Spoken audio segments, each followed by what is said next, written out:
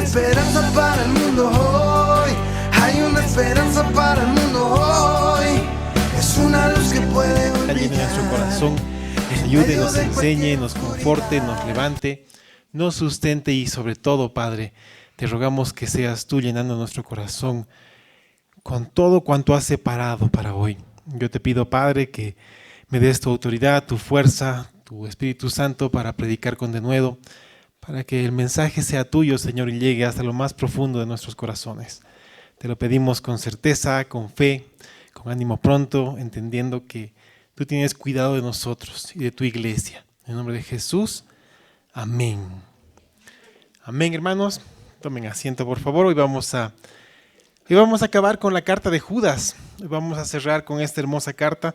Ha sido una carta, creo yo, muy desafiante. Ha sido una carta llena de enseñanza profunda, llena de tiempos de retomar lo que los apóstoles nos han enseñado, tiempo de escudriñar nuestro corazón. Y hoy vamos a cerrar con los últimos 2 versículos de esto.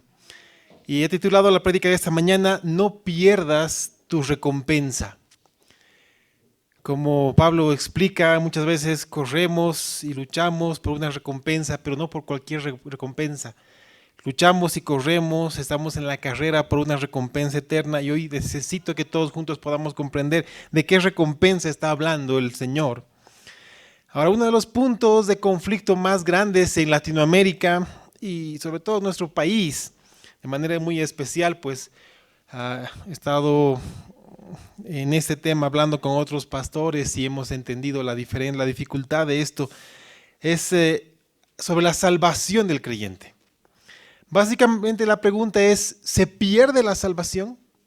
¿Se puede perder la salvación? ¿Un creyente puede perder la salvación? Bueno, tristemente el sector que piensa que sí, genera en los creyentes una especie de pánico a que los lleve a pensar que cualquier pecado que puedan cometer les va a hacer perder la salvación.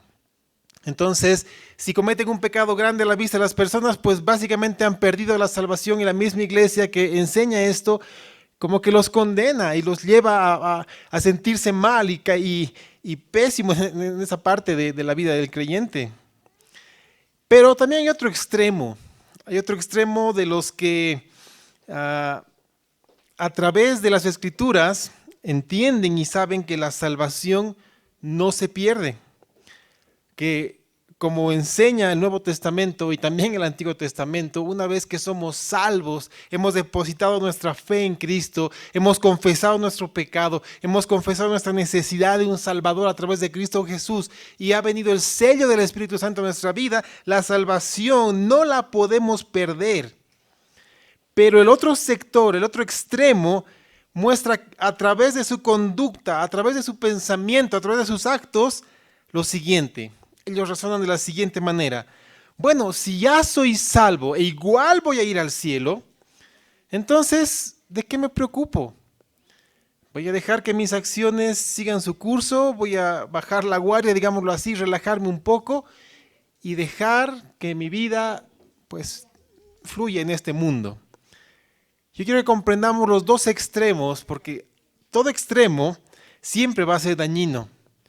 Y así que vamos a ver qué es lo que enseña la palabra en los 2 últimos versículos de Judas.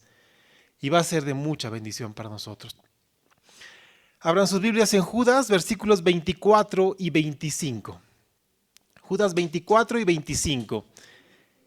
Y vamos a cerrar con estos 2 hermosos, poderosos y llenos de enseñanza. Estas hermosas palabras que Judas tiene para nosotros. Judas 24 y 25. Dice la palabra del Señor. Y aquel que es poderoso para guardaros sin caída y presentaros sin mancha delante de su gloria con gran alegría.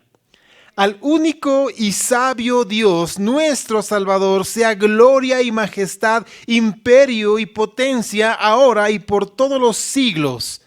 Amén. Hermanos míos, el propósito que tengo para esta mañana es que juntos no solamente comprendamos que tenemos seguridad de salvación,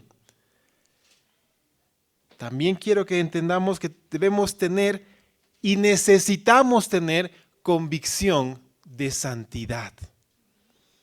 Porque hay mucha diferencia en tener la convicción de salvación, pero que esté reforzada por la convicción de santidad. Y este es el principal problema hoy en día en la iglesia de Cristo. ¿Qué es lo que falta en la iglesia de Cristo? Convicción de santidad. Si nosotros entendemos este mensaje y entendemos el llamado del Señor a nuestras vidas por convicción de santidad, hermanos, todo cambiará en nuestra vida, en nuestra familia y en la iglesia en general. Vimos con detalle en esta hermosa y muy corta carta una serie de advertencias para cuidarnos sobre la enseñanza de los falsos maestros y hemos entendido los peligros que traen los creyentes no crecidos espiritualmente, los creyentes carnales en la vida de la iglesia. Y tras leer, tras escudriñar esta carta, fácilmente 3 conclusiones equivocadas pueden venir a nuestra mente. Y digo equivocadas porque también es parte de la enseñanza errada que se da en la vida de la iglesia. La primera conclusión errada es que es imposible agradar a Dios. Ok, vamos a ver qué es la verdad de las Escrituras al respecto. Lo segundo, que es imposible mantener una comunión constante con Dios. Ese también es un engaño del enemigo. Otro es que es muy fácil caer de la gracia del Señor y perder la salvación. Esta es otra enseñanza equivocada.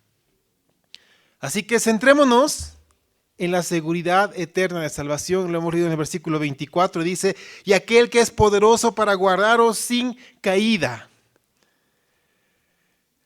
En esta porción aprendemos que solamente Dios, solamente Él es quien puede guardarnos sin caída alguna de su gracia. Es decir, una vez que hemos obtenido la gracia del Padre, no podemos caer de esa gracia. ¿Por qué? Porque Él es todopoderoso para guardarnos sin caída.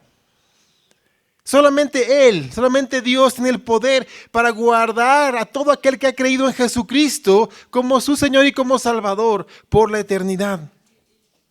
Pero saben, esto no es algo nuevo.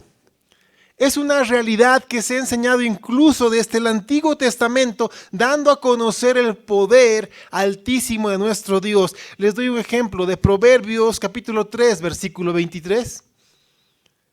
El escritor de este proverbio dice, entonces andarás por tu camino confiadamente y tu pie no tropezará. Pero hermanos, esto necesita ser comprendido desde 2 puntos de vista. Y quiero que me presten atención, les pido que me presten atención para poder entender estos 2 puntos de vista y no caer en el error o en el lazo del enemigo. El primer punto de vista, debemos verlo desde la debilidad y desde la naturaleza del ser humano. En este caso, alguien que ya es salvo por fe en Cristo Jesús. ¿De acuerdo? Desde esa óptica, la debilidad y nuestra naturaleza humana, aún siendo salvos y siendo resucitados espiritualmente. Yo creo que todos sabemos por demás que nuestra naturaleza siempre va a tender, siempre nos va a llevar, siempre va a jalar nuestra vida hacia el pecado y al dominio que nuestra carne tiene sobre nosotros. ¿Por qué? Porque es nuestra naturaleza humana. La carne contiende contra el espíritu y la carne en todo tiempo va a intentar sobreponerse a nuestra vida. Entonces tenemos ese lado que nos está jalando. Esto va a hacer que en nuestro caminar en la vida, como creyentes, existan tropiezos y caídas. Pero no que hace un momento leíamos que Él guardará nuestro camino de tropiezo y caída. Bueno, vamos a ver cómo el Señor actúa en esta área. La segunda parte, ¿de acuerdo? El segundo punto de vista, debemos verlo desde la gracia y la omnipotencia de Dios, un Dios todopoderoso, quien puede recuperar al que ha tropezado y levantar al que ha caído. Dios puede hacer eso. Cuando estos 2 puntos de vista están claros en nosotros, nos damos cuenta que estamos en el caminar de la vida cristiana, estamos en el camino angosto, estamos con la lucha de la carne y podemos tropezar, pero el poder de nuestro Señor es aquel que nos levanta y es aquel que nos vuelve al camino. Podemos caer en pecado, pero entendemos que por su gracia necesitamos confesarlo y librar nuestra vida de este pecado. Y volvemos al camino del Señor. Y proseguimos hacia la meta. Pero cuando estos dos puntos de vista no son conocidos o son mal enseñados, el resultado es desastroso para la vida de la iglesia. Y aquí quiero que entremos a la enseñanza equivocada versus la enseñanza correcta. Vamos a ver ambos puntos para entender cómo actúa el enemigo y cómo debemos actuar nosotros como creyentes. Cuando los creyentes son mal instruidos en la palabra, su naturaleza los va a llevar a evitar a toda costa que los demás tengan siquiera una idea del pecado que están llevando y de sus fracasos. El ser humano tiende a ocultar sus caídas, tiende a ocultar sus fracasos. ¿Cuántos hermanos han cargado con su pecado por años y esto ha ido en desmedro de su vida espiritual? ¿Cuántos creyentes no han podido confesar su pecado?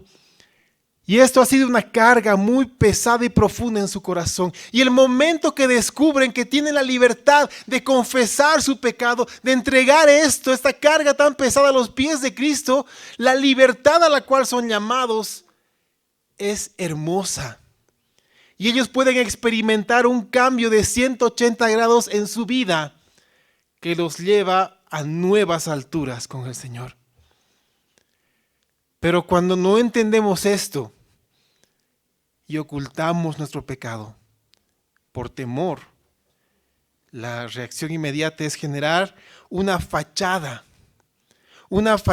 que las Escrituras llaman apariencia de piedad.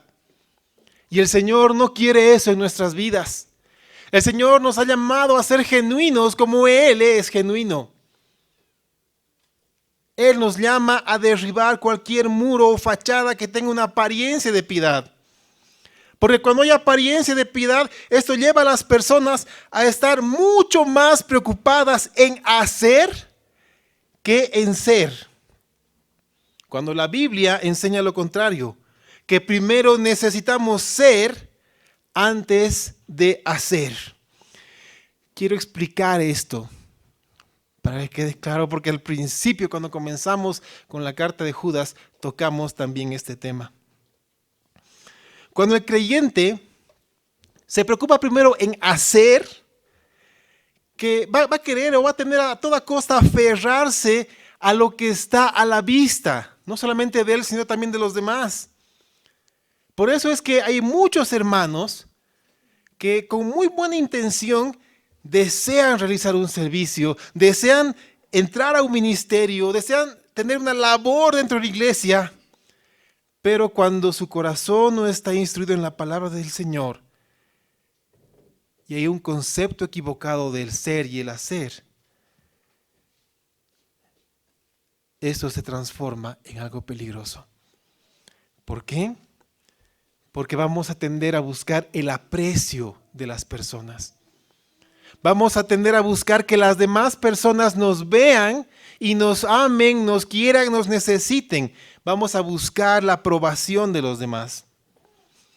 Y esto hace que quien está en esa posición va a luchar con todas sus fuerzas contra cualquier cosa o cualquier persona que a sus ojos le quiera quitar lo que está haciendo. Y esto los lleva a tener una idea distorsionada del ser. Cuando alguien se aferra con todas sus fuerzas a algo, tiene una idea distorsionada del ser porque cree sentirse indispensable, necesario, querido para algo. Y este es un sutil engaño del enemigo, porque va a generar competencia insana entre los creyentes. Y esto va a quitar la bendición en el servicio y el ministerio en general. Hermanos, cuando vemos esto, es tiempo de hacer un alto. Es tiempo de pedir la guía del Señor y en ayuno y oración dejar que Dios actúe y quite esta carga de la vida de la iglesia.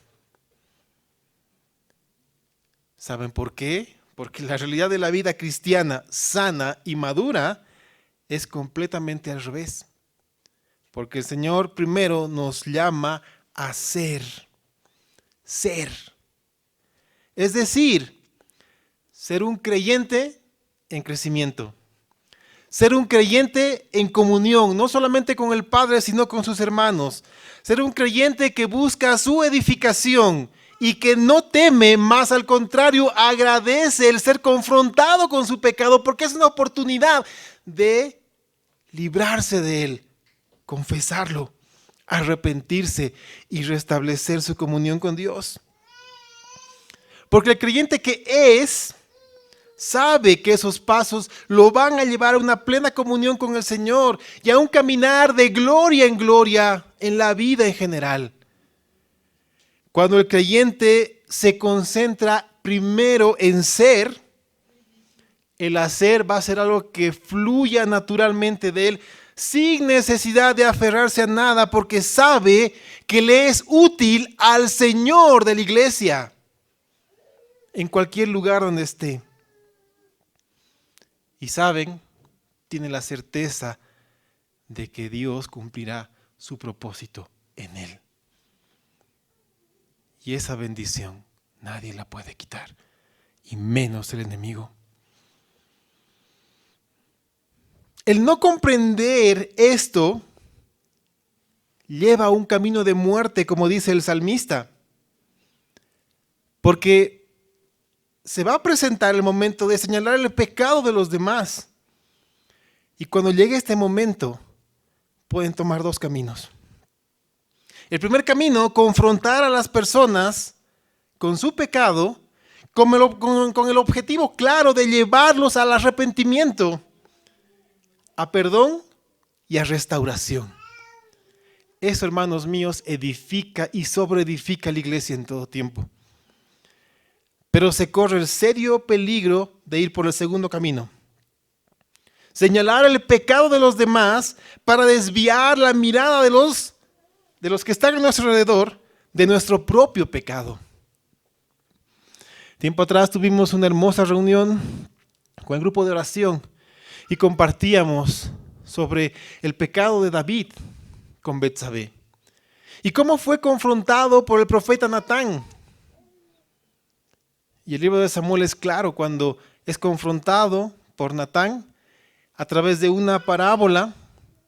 David se enfurece tanto contra un pecado mucho más pequeño que el suyo. Y se enfurece tanto desmedidamente hasta el momento que Natán le dice, ese hombre eres tú. Y es en ese momento que David cae en cuenta de que el Señor lo estaba llamando a arrepentimiento. Hermanos, ¿por qué creen que las reacciones de estas personas al pecado de los demás es desmedido, dándoles una apariencia de que jamás pasarán o pasaron por algo similar? ¿Por qué creen que es más fácil señalar las equivocaciones de los demás antes de aceptar las nuestras? ¿Por qué creen que sucede esto? La respuesta es muy sencilla. Porque el pecado de los demás nos confronta también. El pecado de los demás puede ser una herramienta en las manos del enemigo para confrontarnos y sembrar temor en nuestra vida. Temor a que descubran nuestro propio pecado. ¿Ustedes creen que un creyente que carga esto en su vida puede vivir libre y feliz? Para nada. En cambio, un creyente que confiesa sus pecados, que es libre de toda carga y atadura y ha recibido el perdón de su Padre, vive en la libertad que solamente Cristo puede dar y esto no tiene precio. ¿Y saben qué también sucede? La obra en la vida de las personas también puede confrontarnos. Y se puede caer en el terrible error de buscar cualquier cosa en el hermano con el fin de desacreditarlo. Lo hemos visto a lo largo de la carta de Judas. Yo les invito a que una vez que suban esta prédica puedan revisar de principio a fin y van a encontrar el cierre a todo esto. Es ahí donde se cumple lo que dice Mateo 7:3. ¿Y por qué miras la paja que está en el ojo de tu hermano y no echas de ver la viga que está en tu propio ojo? Hermanos, el Señor nos está llamando a escudriñar nuestro corazón. Porque hoy es el día en el cual nosotros necesitamos, podemos y debemos ser libres de cualquier carga o atadura que el enemigo ha puesto en nuestra vida.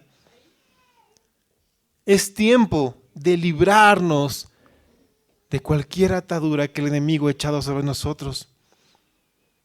Porque la obra de Dios es perfecta. Él cuida de su rebaño.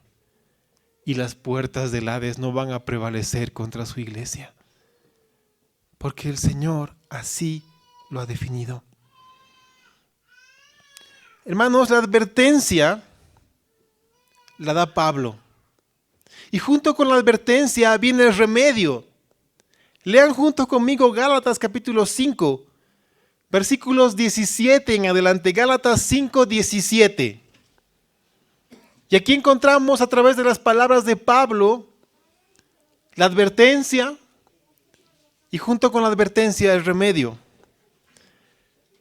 Dice el Señor a través de Gálatas 5:17. Porque el deseo de la carne es contra el espíritu, y el del espíritu es contra la carne. Y estos se oponen entre sí, para que no hagáis lo que quisierais.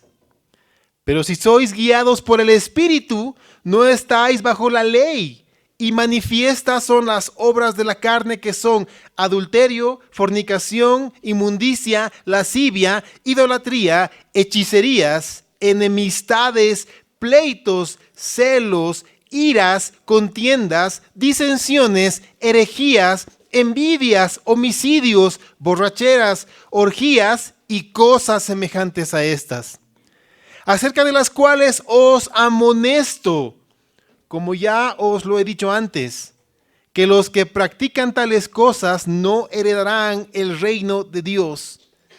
Mas el fruto del Espíritu es amor, gozo, paz, paciencia, benignidad, bondad, fe, mansedumbre, templanza. Contra tales cosas no hay ley. Pero los que son de Cristo han crucificado la carne con sus pasiones y deseos.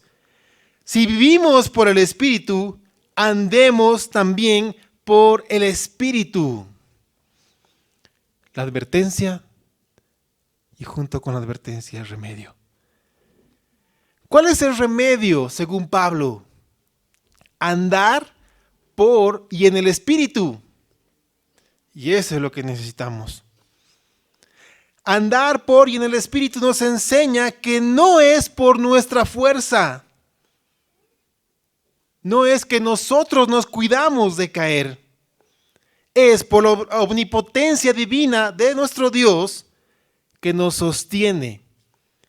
¿Y tú conoces el objetivo de ser sostenido por Dios? Judas lo dice de manera clara. Presentaros sin mancha delante de su gloria con gran alegría. Ese es el objetivo que tiene Dios, de cuidarte, de mantenerte en el camino. ¿Cuántas veces hemos pensado que un creyente carnal ha vivido por años contrario a la palabra del Señor? ¿Sabes? El Señor puede esperar 50, 60, 70 años de la vida de un creyente y en el último momento rescatarlo y permitir que se arrepienta de sus pecados para gloria del Padre. El tiempo no es un problema para nuestro Dios. Sí lo es para nosotros. Y vamos a ver por qué es un problema para nosotros. Vamos a ver por qué es contraproducente mantenernos en el camino de los frutos de la carne. No hay duda que la vida de los creyentes es imperfecta, lo sabemos, lo entendemos, lo hemos descubierto, no es una novedad. Nuestra vida es imperfecta porque aún cargamos este cuerpo de muerte. Pero hermanos míos, la perfección y la santidad es un proceso que debemos perseguir todos los días de nuestra vida. El día que tú dejas de perseguir la santidad de Dios es un día que retrocedes. No es que te quedas estático, retrocedes. Y el Señor no quiere que tú retrocedas. ¿Sabes por qué? Porque la corriente de este mundo es tan fuerte que no solamente tienes un día de retroceso, puedes retroceder aún más. Es por eso que es importante el inicio de un creyente, el caminar de un creyente y el final de un hijo de Dios. ¿Cómo quieres que sea tu camino? Mi anhelo para todos ustedes es que sea un camino que le dé la gloria al Señor en todo tiempo. Mi anhelo para ustedes es que juntos podamos vivir libres de toda atadura del enemigo y de pecados no confesados. Eso es lo que el Señor nos enseña. Debemos perseguir. ¿Y cuándo alcanzaremos esto? Cuando lleguemos al reino de los cielos.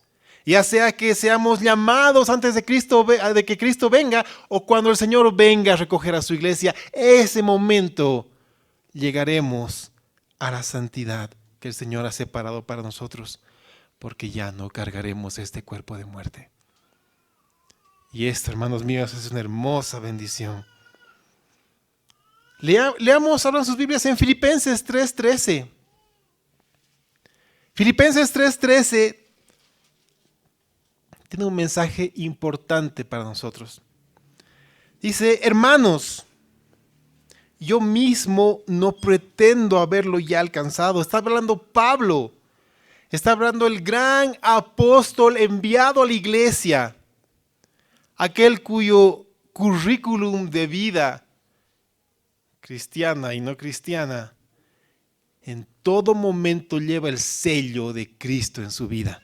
Él, ese gran apóstol, está hablando y dice, yo mismo no pretendo haberlo ya alcanzado, pero una cosa hago, olvidando ciertamente lo que queda atrás y extendiéndome a lo que está delante, prosigo a la meta, al premio del supremo llamamiento de Dios en Cristo Jesús. La meta, hermanos míos, debemos conocerla. ¿Dónde estás apuntando? Cuando alguien sale a una carrera, si no tiene claro dónde está la meta, se puede perder. ¿Por qué creen que en grandes competencias, por ejemplo el Dakar, lo más importante para ellos es el punteo que los lleva a los puntos a los cuales debe marcar su ruta? Y cuando salen de su ruta tienen un botón de pánico para que sean recogidos. Lo más importante es saber a dónde nos dirigimos. Yo les pregunto, ¿ustedes saben cuál es la meta de un creyente? La meta de un creyente es el tribunal de Cristo. Todos nosotros, sin excepción, vamos a comparecer delante del tribunal de Cristo. Unos llegarán antes ese momento, unos llegarán después y otros llegarán al último junto con el Señor. Pero cuando el Señor levante e instaure el tribunal, todos estaremos juntos. ¿Y saben qué hay en el tribunal de Cristo? Hay fuego, pero no es un fuego al cual debemos temer. Es un fuego que nos purificará. Porque ese fuego es el que va a poner a prueba nuestras obras como creyentes. Ese fuego, hermanos míos, va a poner a prueba todas y cada una de las obras que tuvimos en este mundo. Leamos primera carta a los Corintios 3:11 y entendamos este mensaje. Primera carta a los Corintios 3:11. Y Pablo inicia aclarando algo. Dice, porque nadie puede poner otro fundamento que el que está puesto, el cual es Jesucristo. La base de todo creyente es Cristo y la fe en Él. Ahora viene la sobreedificación.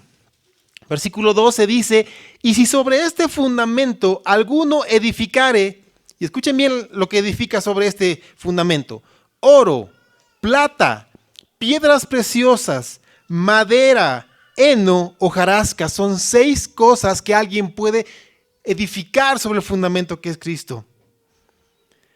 Dice versículo 13, la obra de cada uno se hará manifiesta, porque el día la declarará, pues por el fuego será revelada, y la obra de cada uno, cual sea, el fuego la probará.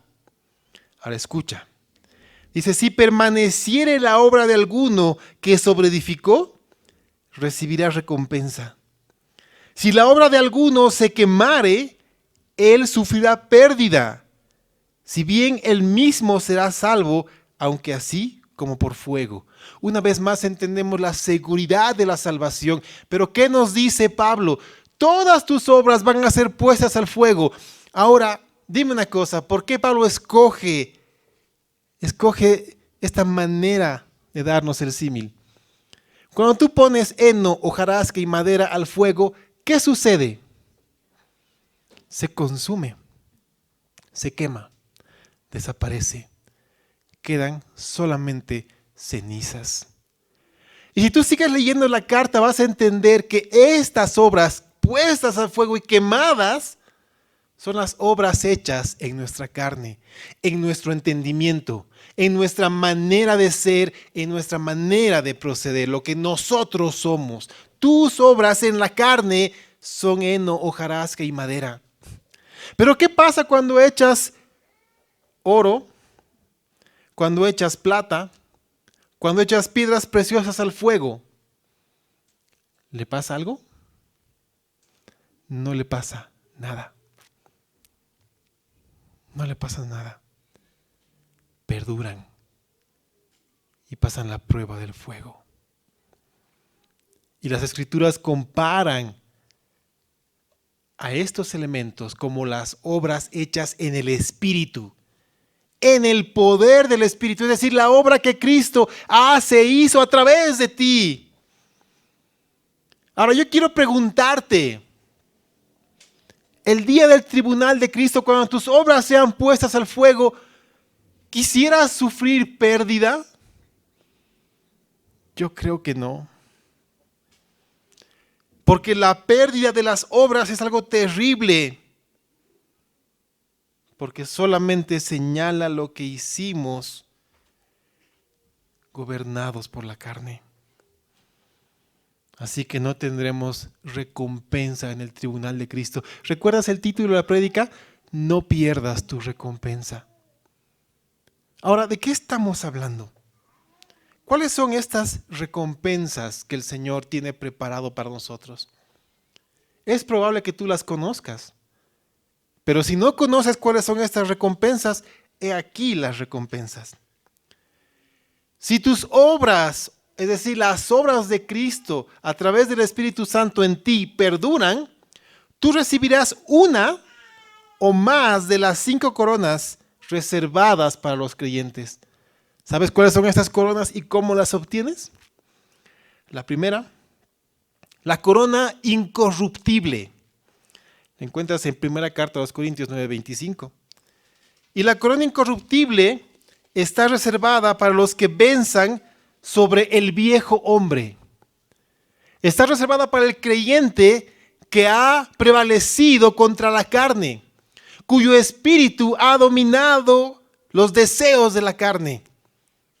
Y es un creyente que ha crecido espiritualmente, ya sea un joven espiritual o un padre espiritual. Y no es cuestión de un día, 2 días, una semana, un mes, un año. Es un estado de vida en Cristo continuo. Eso no quiere decir que va a pecar, pero cuando peque se arrepentirá, pedirá perdón, será perdonado y vuelto una vez más al camino y continuará en su crecimiento espiritual. Para hermanos como ellos está reservada la corona incorruptible. Y hasta el nombre es precioso, porque algo incorruptible no hay manera de siquiera mancharlo o rayarlo. A eso se refiere algo incorruptible. Un creyente así es un creyente que edifica. Es un creyente necesario para la vida de la iglesia. Es un creyente que está velando por sus hermanos. Ahí está la primera. La segunda, la corona de gozo. Y la corona de gozo está reservada para los que ganan almas en el poder del Espíritu Santo. ¿Cuántas veces hemos escuchado, debemos convertir a las personas? Eso no es cierto. Ninguno de nosotros tiene el poder de convertir a las personas. Nuestra labor es predicarles la palabra, vivir conforme a las Escrituras para que nuestra vida y palabra sea testimonio para llevar a las personas a los pies de Cristo. Solamente el Espíritu Santo tiene el poder de transformar y resucitar a las personas. Nadie más lo tiene. Así que aquel que con palabra, con testimonio, con vida, lleva a las personas a los pies de Cristo y el Señor hace su obra, para ellos está reservada la corona de gozo. Primera carta a los Tesalonicenses, capítulo 2, versículo 19, ahí la puedes encontrar. Primera carta a los Tesalonicenses 2, 19. La tercera corona, la corona de vida. Wow, la corona de vida está reservada para los que hayan resistido y vencido las pruebas. ¿Cuántas veces hemos tenido pruebas recurrentes en nuestra vida? Aquella prueba que toca a tu puerta, una vez más eres zarandeado, pero no puedes vencer la prueba. Viene por segunda vez y viene más fuerte, viene por tercera vez y viene más fuerte, y así. Pero cuando un creyente entrega su vida por completo y depende de la obra del Espíritu Santo, no importa cuántas pruebas y en qué magnitud vengan, tiene la certeza de que junto con la prueba el Señor pone la salida. Y Él está con nosotros hasta el fin del mundo. Solo así puede vencer la prueba. Puede resistir bajo el fuego de la prueba y puede salir libre y vencedor. Santiago capítulo 1, versículo 12 habla de esta corona. La corona de la vida. La siguiente corona es la corona de la justicia. Wow, la corona de justicia está reservada para los que aman la venida del Señor. Y amar la venida del Señor no solamente es saber que Cristo viene, porque todos podemos saber que Cristo viene. Otra cosa es vivir sabiendo que Cristo viene. Porque si tú vives entendiendo y sabiendo que Cristo viene, estarás listo y preparado para ese momento. No te encontrará con la guardia baja. No te encontrará sin la armadura de Dios. No te encontrará en los frutos de la carne. Te encontrará revestido de la armadura de Cristo. Te encontrará en el fruto del Espíritu. Te encontrará viviendo para la gloria del Señor. Así que para los que aman la venida del Señor, les está reservada la corona de justicia. Segunda carta a Timoteo, capítulo 4, versículo 8, nos habla de ella. La última corona es la corona de gloria. Esta corona de gloria es muy hermosa porque está reservada para los que pastorean la grey del Señor con entrega y sacrificio, como el príncipe de los pastores, no como obreros asalariados, sino como alguien que tiene temor del Señor. Primera carta de Pedro, capítulo 5, versículo 4, habla de ella. A estos hombres el Señor les tiene reservada la corona de gloria. Ahora, la pregunta es la siguiente. Conocemos la meta, el tribunal de Cristo. Conocemos nuestra responsabilidad, poner al fuego nuestras obras. Si fueron hechas en el poder del Espíritu Santo, estas obras perdurarán. Si son obras de la carne, desaparecerán y sufriremos pérdida. Pero si tú has puesto obras que perduran, el Señor te entregará alguna de estas coronas. ¿Y quieres conocer cuál es el objetivo de tener estas coronas? No es que en el cielo va a haber lugares exclusivos para el que tiene la corona de gloria. No es que va a haber unos lugares apartados para el que tiene la corona de justicia. No es que va a haber un lugar VIP para los que tienen más de 2 coronas. No es para eso. El verdadero propósito de las coronas lo explica de manera muy clara y hermosa Apocalipsis capítulo 4, versículo 10 al 11. Apocalipsis 4:10 habla de esto. Porque habla de los 24 ancianos. Y quiero que sepas que los 24 ancianos es una figura de la iglesia. Así que cuando habla de los 24 ancianos está hablando de la iglesia. Dice este pasaje de Apocalipsis 4:10, los 24 ancianos se postran delante del que está sentado en el trono. Es como si entendiéramos, la iglesia se postra delante del que está sentado en el trono y ese es Jesucristo. ¿Sabes qué más hace la iglesia después de postrarse delante del que está en el trono? Dice, y adoran al que vive por los siglos de los siglos y echan sus coronas delante del trono diciendo, Señor, digno eres de recibir la gloria y la honra y el poder, porque tú creaste todas las cosas y por tu voluntad existen y fueron creadas. ¿Entiendes el porqué de las coronas? Tener la bendición de echarlas delante del trono como una ofrenda de amor. El Señor es tan perfecto, es tan hermoso que no solamente te da la gracia de ser salvo por fe, Él mismo te capacita, Él mismo te llena con su espíritu, Él mismo te redarguye de pecado para que tengas una vida que le agrade y le dé la gloria. Y así puedas poner esas obras al fuego y que perduren y recibir una corona para que tú en agradecimiento puedas devolverle esa corona al Señor. ¿Cómo te sentirías tú si las obras que pones al fuego todas son quemadas como heno, hojarasca y madera y no tienes nada? ¿Qué dijo Pablo? Sufrirán pérdida, mas no de su salvación. ¿Cómo te sentirías tú delante del trono del Cristo, de aquel que dio su vida por ti y no tienes nada para ofrecer a sus pies? ¿Te das cuenta de cuál es la meta del creyente? De por qué es tan importante el tribunal de Cristo, de por qué es tan importante ser creyentes espirituales, de por qué es importante buscar nuestro crecimiento espiritual y no dejar que el enemigo nos engañe y siembre en nuestro corazón todo aquello que él siempre hace.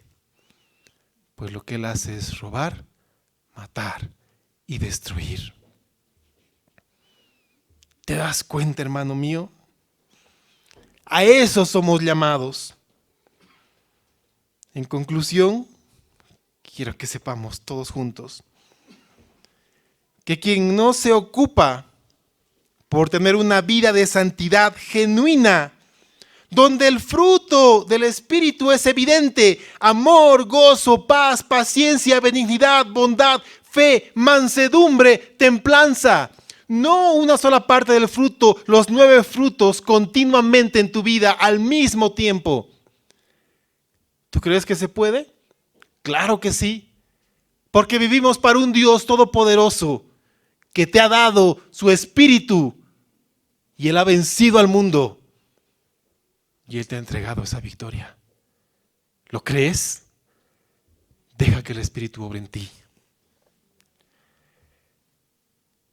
Quien no se ocupa de esto, quien no se ocupa de tener una vida de esta manera, que le dé la gloria al Señor, pero en cambio en su lugar vive gobernado por la carne, gobernado por sus deseos, gobernado por el mundo, y sus frutos son evidentes: adulterio, fornicación, inmundicia, lascivia, idolatría, hechicerías, enemistades, pleitos, celos, iras, contiendas, disensiones, herejías, envidias, homicidios, borracheras, orgías y cosas semejantes.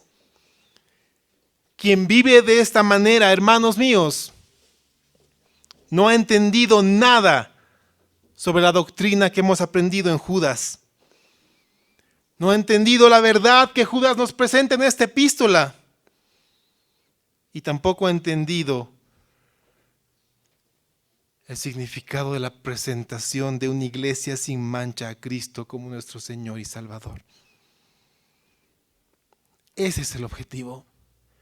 Que nosotros seamos presentados limpios, sin mancha, con obras que perduren cuando sean puestas al fuego, con creyentes que puedan recibir las coronas para devolverlas a los pies de Cristo. Pero en cambio, hermanos míos, y esta es mi oración, este es mi anhelo. Por eso he predicado Judas, con todas las dificultades que esta carta trajo en la vida de la iglesia. Por esto he predicado. Que si esta carta ha calado en lo más profundo de ti, si esta carta ha causado que tú reflexiones y te pongas en la firme convicción de desechar y confesar cualquier pecado que haya en tu vida, para que tengas la libertad de tener una vida en santidad, una vida en unidad con todos tus hermanos. Esta carta ha dado fruto en tu vida. Además de mostrarte la gran necesidad de buscar con todas tus fuerzas, perseguir con todas tus fuerzas tu edificación y crecimiento espiritual. ¿Sabes cuál es el objetivo de tu crecimiento espiritual? Una vez más, Pablo lo dice en Efesios, capítulo 4, versículo 14 en adelante. Este, hermano mío, es el objetivo de tu crecimiento espiritual. Este es el objetivo del crecimiento de la iglesia. Para que ya no seamos niños fluctuantes, llevados por doquiera de todo viento de doctrina, por estratagema de hombres que para engañar emplean con astucia las artimañas del error, sino que siguiendo la verdad en amor, crezcamos en todo en aquel que es la cabeza, esto es, Cristo, de quien todo el cuerpo, bien concertado y unido entre sí por todas las coyunturas que se ayudan mutuamente, según la actividad propia de cada miembro, recibe su crecimiento para ir edificándose en amor. Ese es el objetivo. Hermanos míos, si esto hoy es una realidad para ti, si esto hoy ha llegado a tu corazón y se ha vuelto una convicción para tu vida, si hoy tú entiendes el mensaje de Judas, tú puedes decir las últimas hermosas palabras de esta carta. Al único y sabio Dios, nuestro Salvador, sea gloria y majestad, imperio y potencia, ahora y por todos los siglos. Amén. A Él sea la gloria, porque Él vive y reina para siempre. con Cristo de nuestro lado, ¿quién podrá hacernos frente? Con la cabeza de la iglesia de nuestro lado, ¿quién podrá contra nosotros? Hermanos, vendrán tiempos duros y difíciles para la iglesia, pero no importa, porque las puertas del Hades no van a prevalecer, porque el Señor ya ha vencido, porque el Señor vive y reina para siempre, porque el Señor es todopoderoso para guardarnos de caída y mantener nuestro camino recto delante de sus ojos, para presentarnos a sí mismo una iglesia gloriosa, sin mancha, que pueda darle la gloria en todo tiempo. Oh, hermanos míos, esta mañana yo pido a cada uno de ustedes, es tiempo de crecer. Es tiempo de pedirle al Señor que quite de nuestra vida todo aquello que no le agrada, todo aquello que no le da la gloria. Es tiempo, hermanos míos, de mirarnos unos a otros con el amor que el Señor tiene, porque el Señor murió por quien está a tu lado. El Señor ama a quien está a tu lado. Es tiempo de ser una sola iglesia, con Cristo como cabeza. Es tiempo de darle la gloria al único y sabio Dios, a nuestro Salvador. Darle la gloria y majestad, el imperio y potencia, ahora y por los siglos de los siglos. Amén. Oremos, pónganse de pie.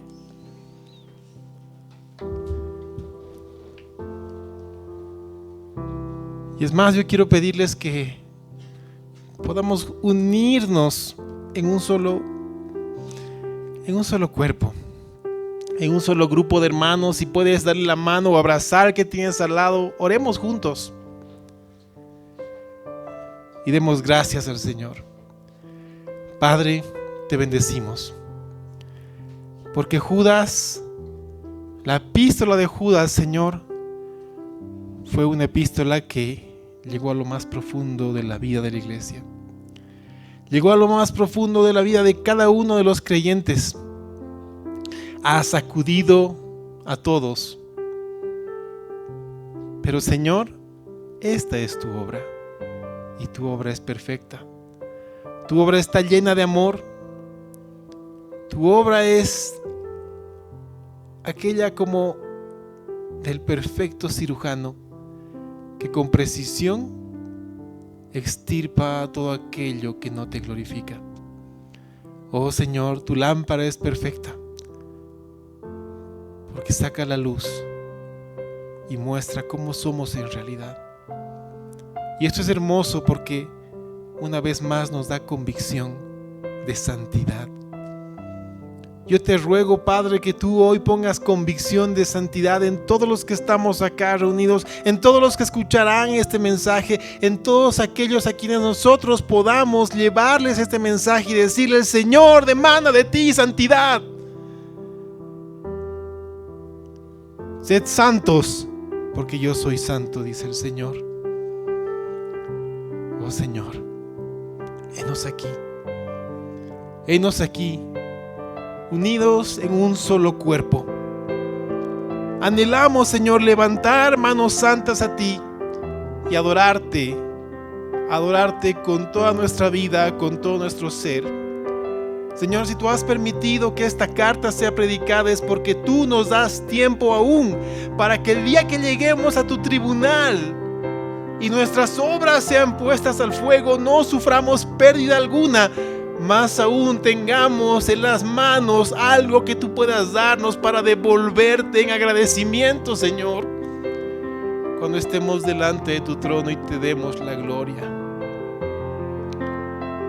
Y juntos digamos: el único y sabio Dios, aquel Rey Supremo, todopoderoso y eterno, a Él sea la gloria por los siglos de los siglos. Amén. Nos encontramos en la ciudad de La Paz, Bolivia. Zona Obrajes, calle 5, número 538, a media cuadra de la avenida 14 de septiembre. Suscríbete. Dios los bendiga.